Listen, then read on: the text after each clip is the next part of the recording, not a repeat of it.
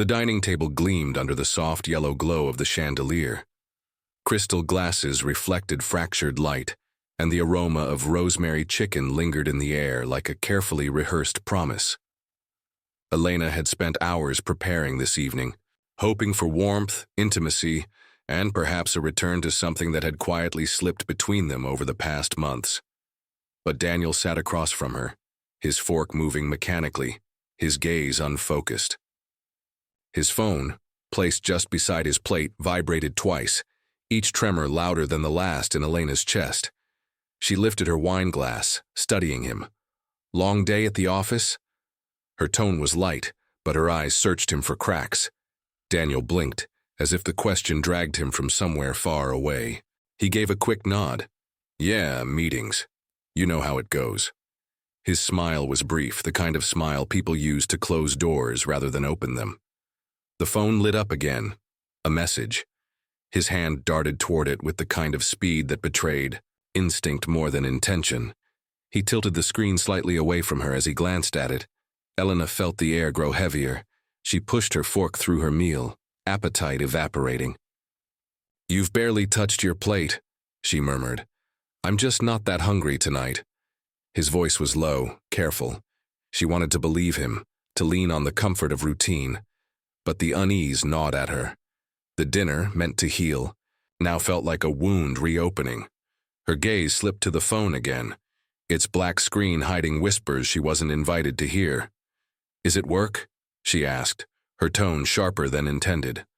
The hollow echo of glasses clinking still lingered in Elena's ears long after dinner. She cleared the plates in silence, her husband retreating to the living room, eyes glued to his phone again. Something fragile had cracked between them, and though she couldn't yet name it, the sound of it haunted her. The following evening, Daniel broke the silence with casual enthusiasm. "Mark's coming by tomorrow. It's been forever." Elena forced a smile. "Your best friend, the one from college." The name no longer felt harmless. It had slipped between their conversation last night like a blade, slicing her peace. When the doorbell rang the next evening, she opened it to a man who filled the doorway with an ease that felt rehearsed. Mark. His smile was broad, his posture confident, his presence immediately commanding. Dark hair slightly, tousled eyes bright with mischief. He extended his hand warmly. "You must be Elena," he said, voice rich with charm. "I've heard more about you than you probably realize." His grip lingered longer than necessary, firm, steady, as though testing her reaction. Daniel appeared behind her, face lighting up in a way she hadn't seen in months.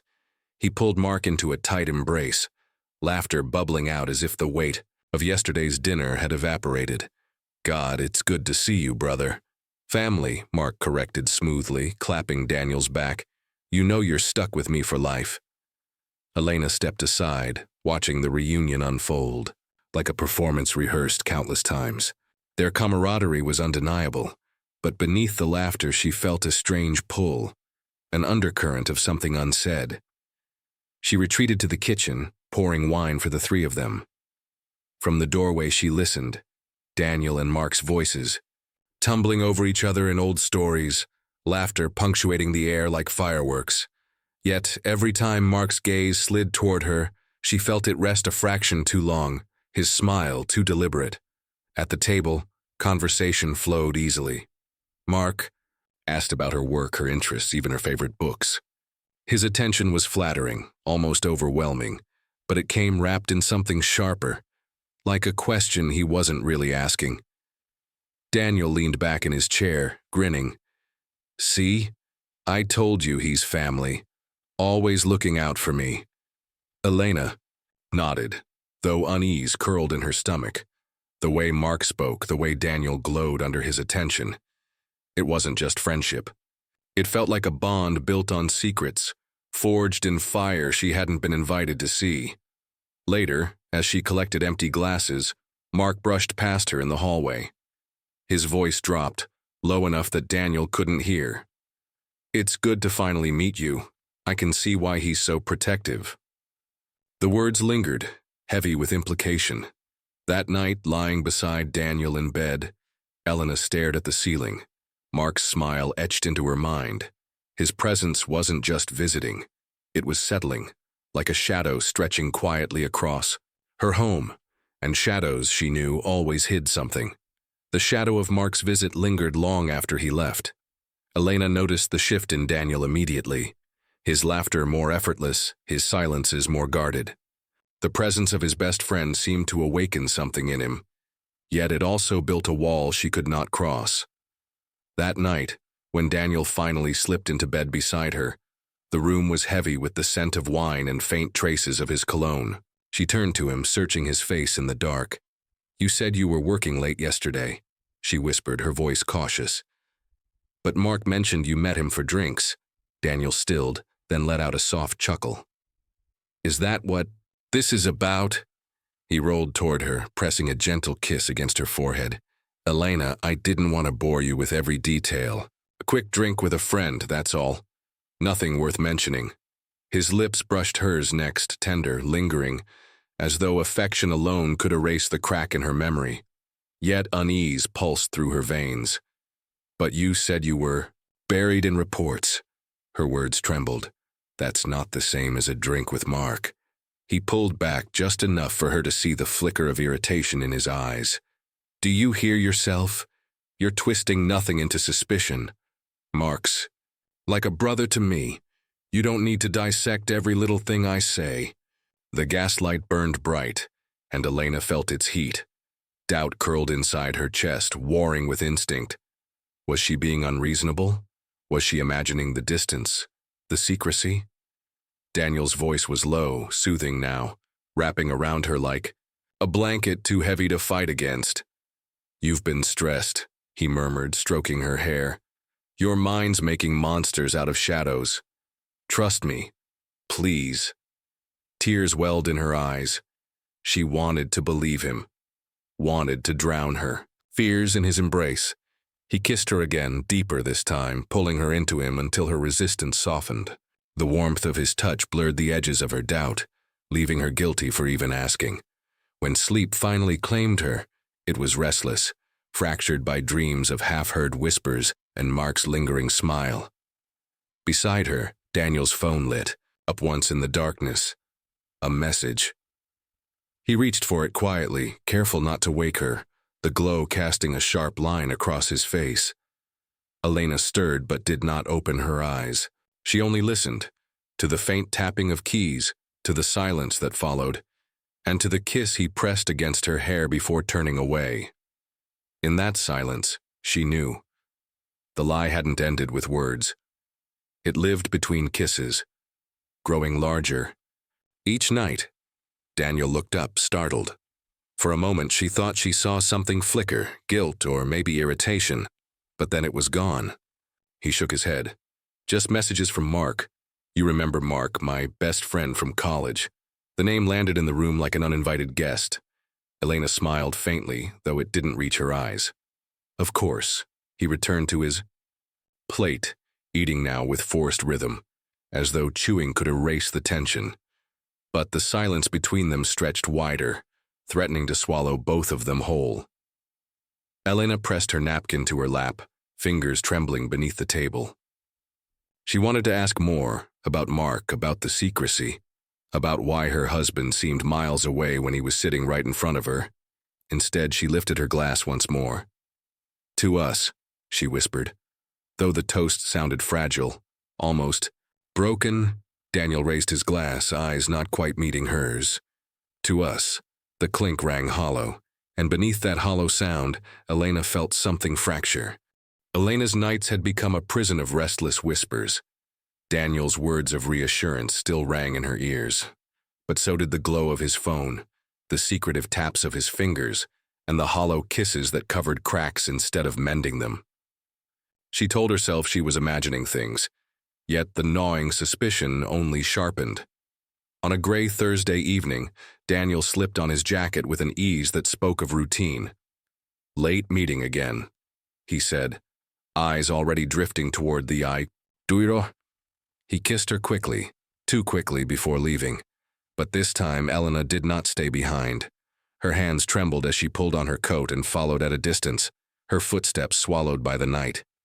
Daniel's car led her downtown, weaving through streets that glistened with rain. He parked near a dimly lit bar, the kind tucked away from casual eyes. Elena's heart hammered as she slipped into the shadows across the street. Through the bar's window, distorted by streaks of water, she saw him. And then she saw Mark. They greeted each other not with casual familiarity, but with something heavier, more charged. Their handshake lingered too long, Mark's hand gripping Daniel's shoulder as if anchoring him. Daniel leaned in, his expression tense, words falling quickly from his lips. Elena strained to catch even fragments, but the glass muted everything, leaving her to rely on gestures. Mark's smile came and went like a blade, sharp one moment, gone the next.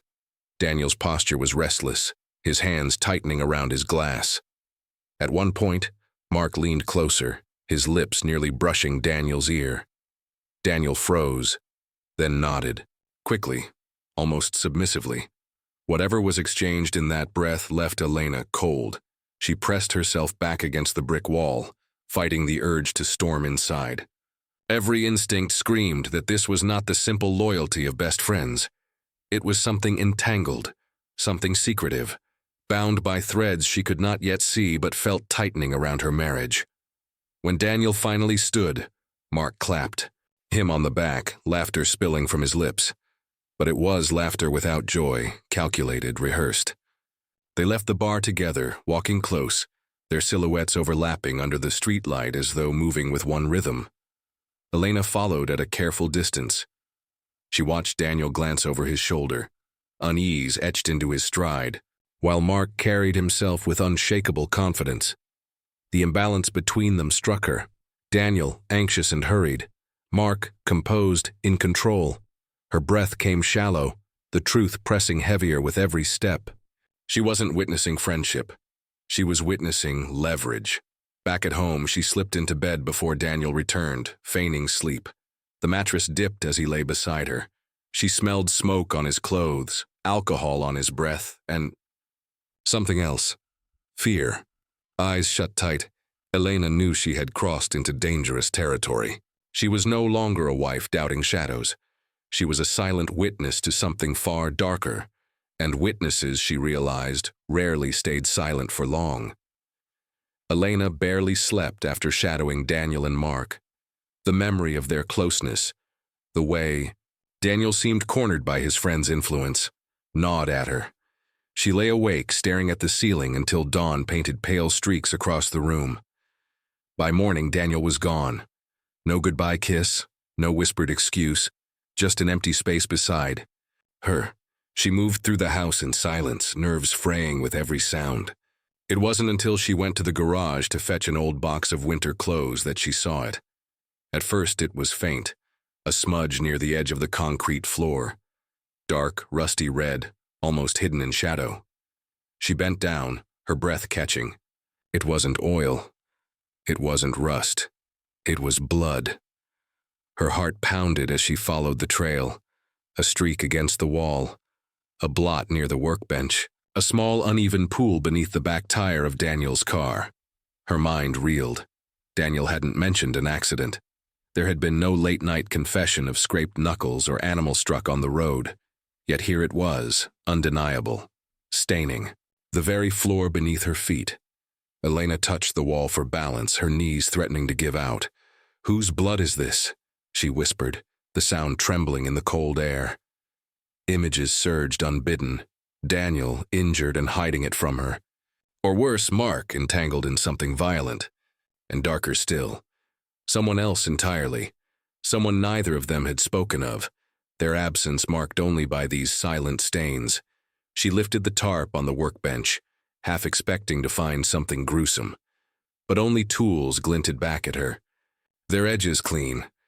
The silence pressed in, suffocating. Every instinct screamed to confront Daniel immediately, to demand answers.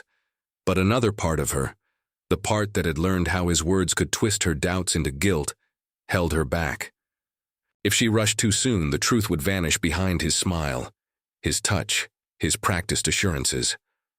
Her phone trembled in her hand as she considered calling the police. Yet she froze, thumb hovering over the screen. What if it was nothing more than an accident? What if she was wrong? What if Daniel found out she had doubted him again? The sound of a car door slamming outside jolted her. Through the narrow window, she saw Daniel's figure approaching the garage, his movements brisk, unaware she was inside. Elena's pulse surged. She hurriedly pulled the tarp back into place and stepped away from the blood, forcing her breathing into shallow silence. The garage door creaked open, and Daniel entered humming softly as though the world carried no weight at all. She smiled faintly when he spotted her, masking the storm inside. He kissed her cheek, casual, practiced. Didn't know you'd be out here. No, she whispered, her gaze flickering toward the hidden stains. Neither did I. But in her chest she knew. Secrets left in blood were never innocent. Elena could still see the stains in her mind. The blood on the garage floor, dark against concrete, accusing in its silence. That evening, when Daniel returned, she tried to hold her voice steady. There was blood in the garage, she said quietly, watching his reaction. Daniel froze for only a fraction of a second before his smile softened. Disarming. Blood? Elena, come on, that's motor oil. You've always been squeamish about the garage. Her throat tightened.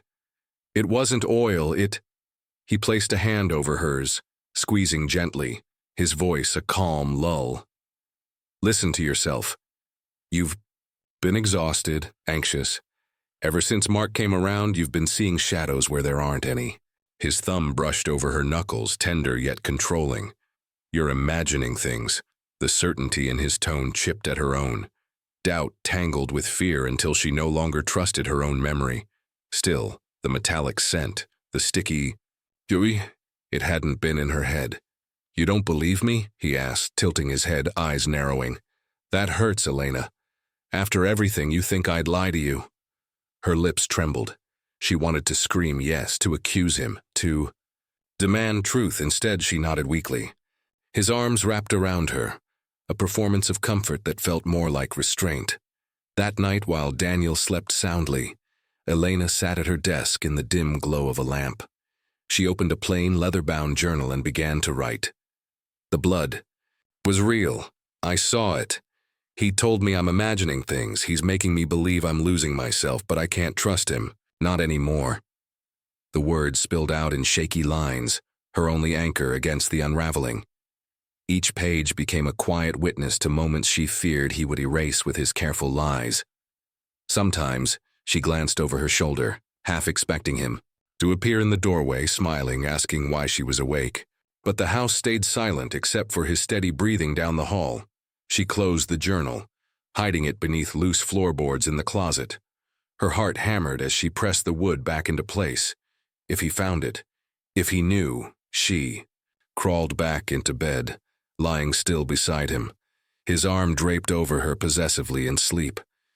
She stared at the ceiling, eyes burning.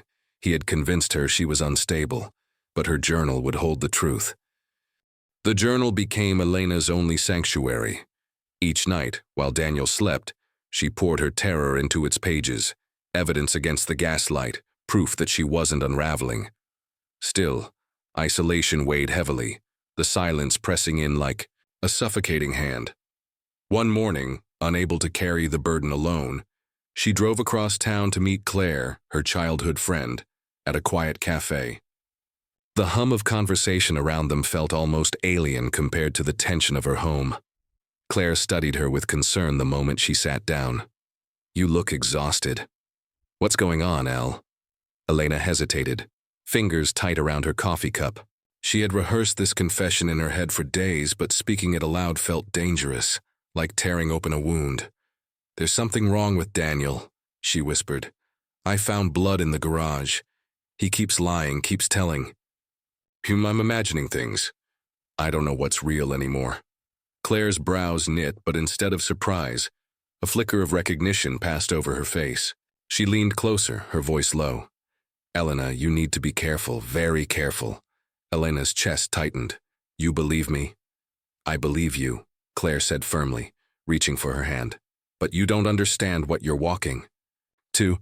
Mark isn't just Daniel's best friend. He has a history one Daniel never told you about. Elena's stomach dropped. What kind of history? Claire shook her head, glancing around as though afraid of being overheard. It's not my place to say, but I knew someone who crossed him years ago. It didn't end well. Her voice faltered, leaving the implication hanging heavy between them. Elena's pulse raced. Claire, you can't just leave it at that. Please tell me what you know. But Claire's hand tightened around hers, urgent, almost fearful. Listen to me. If you love your life, if you want to survive this, don't confront him. Don't confront either of them. Stay silent. Pretend you don't see. Elena pulled her hand back, shaking her head. I can't. Silence is killing me. Claire's eyes softened with pity. Then at least be smart. Document everything, but don't let them know you're watching. You're playing with men who don't forgive betrayal. The warning lodged itself deep inside Elena's chest. For the first time, she realized her fear wasn't only of being lied to, it was of being trapped in something much darker, something already spiraling beyond her control. That night, back home, she wrote in her journal again, Claire knows something. Mark's past is darker than I realized, and Daniel is tied to it. I'm not crazy. I'm in danger. As she closed the journal, Daniel's voice echoed from the hallway. Who were you with today? Her breath caught. The walls felt thinner than ever. Elena froze when Daniel's voice called from the hallway. Who were you with today? Her heart skipped, but she forced a calm tone. Just Claire. We haven't seen each other in a while. Daniel appeared in the doorway, arms crossed, eyes sharp.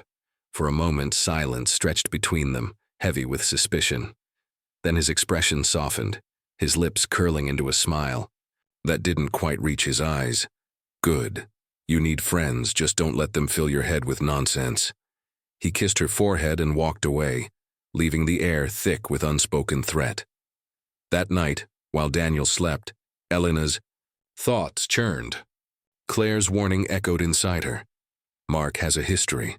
Elena needed proof, something tangible beyond whispered doubts and fading bloodstains. In the attic, hidden beneath boxes of forgotten clothes, she found a weathered shoebox marked in Daniel's handwriting.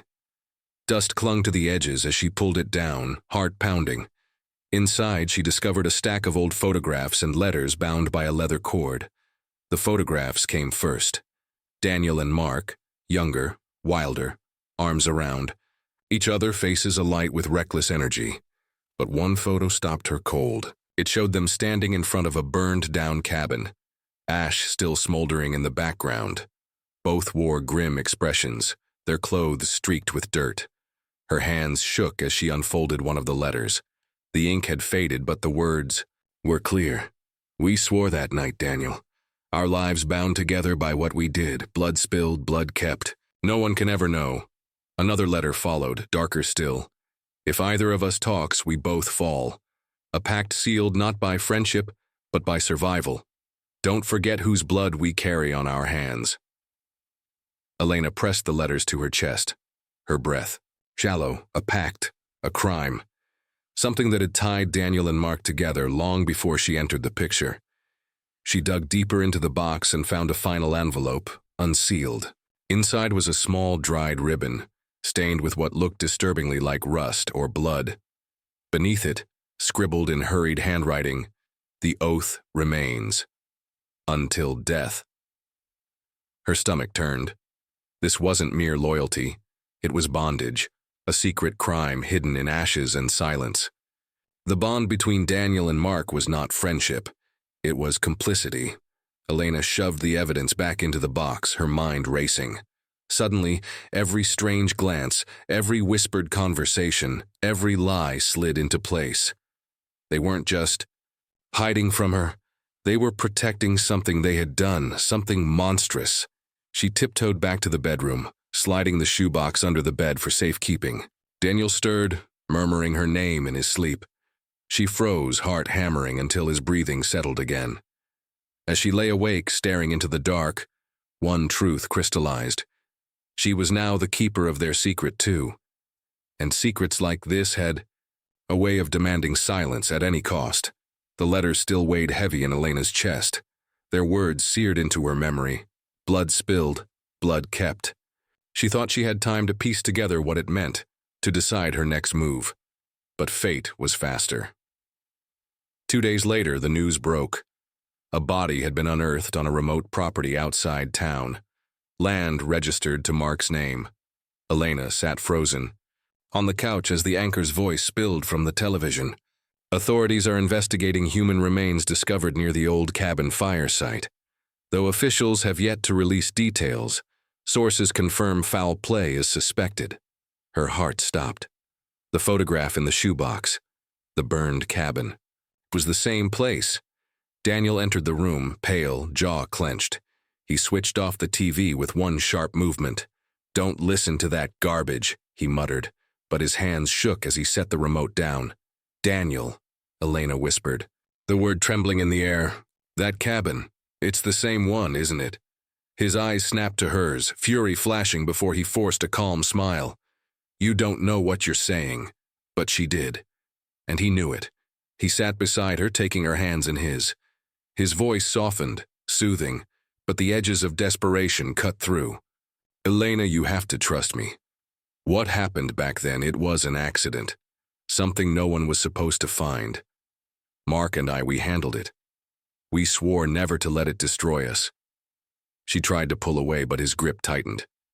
"If you tell anyone, if you even hint that you know, they'll pull you into it too. Do you understand? They'll see you as complicit. My wife, my partner. They won't separate me from you." Her chest constricted. He was dragging her into the pact, binding her by marriage to a crime she hadn't committed. "Daniel, I don't..." "Shh." His thumb brushed over her lips, silencing her. "You love me. You said, 'To death do us part.' That means we face this together." Tears burned her eyes. She wanted to scream, to run, to tell the police everything. But the weight of his words crushed her. If she spoke, she wouldn't just destroy him.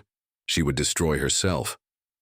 That night, police cars cruised slowly down their street, lights flashing faintly through the blinds. Elena stood at the window, heart pounding, as Daniel placed a hand on her shoulder. "They're circling," he whispered. "But as long as you stand by me, they'll never break us.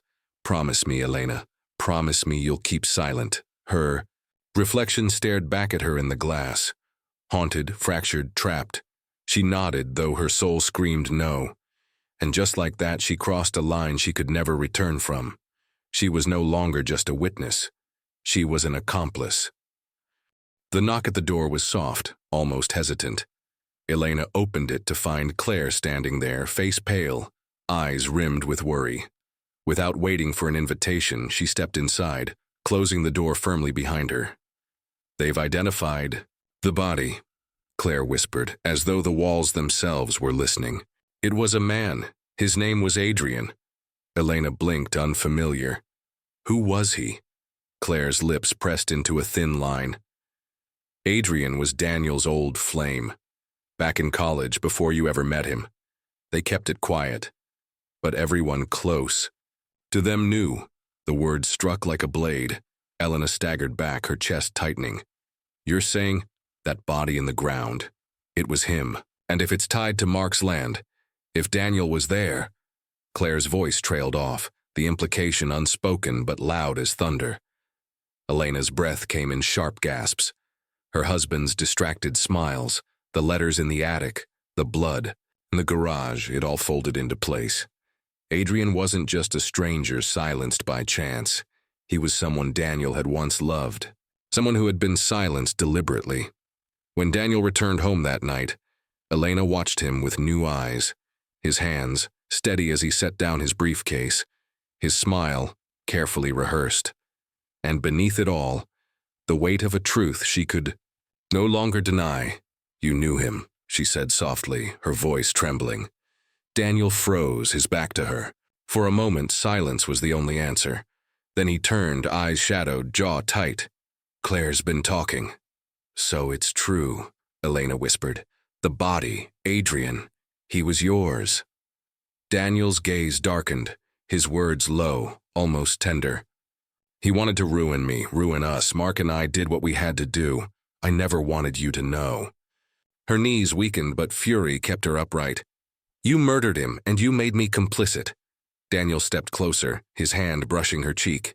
His touch was warm, but his eyes were cold. No, Elena, I saved us. Everything I've done, every lie, every secret, was for survival. For us. Her tears burned hot, blurring her vision. She pulled away from his touch, the truth cutting deeper than any wound.